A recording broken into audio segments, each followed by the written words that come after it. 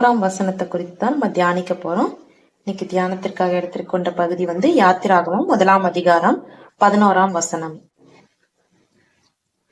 அப்படியே அவர்கள் சுமை சுமக்கிற வேலையினால் ஒடுக்கும்படிக்கு அவர்கள் மேல் விசாரணைக்காரரை வைத்தார்கள்.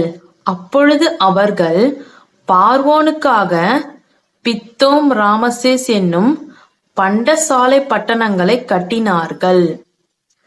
இந்த இடத்துல நம்ம பார்க்க போற வார்த்தை என்னன்னு பாத்தீங்கன்னா, இஸ்ரவேல் புத்திரர்கள் எகிப்துல இருக்கும்போது இஸ்ரவேலுடைய யாக்கோபுடைய வம்சத்தார் எல்லாரும் என்ன பண்ணாங்க, எகிப்துல போயிட்டு யோசேப்போடைய அவருடைய தங்கி இருக்கும் போது அவர்கள் அதிகமா பெருகிட்டாங்க.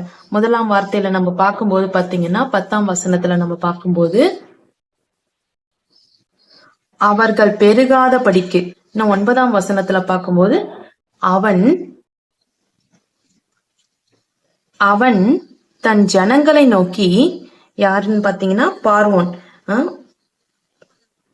ஒரு புதிய ராஜன் எகிப்துல தோன்றிருக்காரு. பார்வோன் ராஜன் அவங்க ஜனங்களை நோக்கி, இதோ இஸ்ரவேல் புத்திரராகிய ஜனங்கள் நம்மிலும் ஏராளமானவர்களும் பலத்தவர்களுமாய் இருக்கிறார்கள்.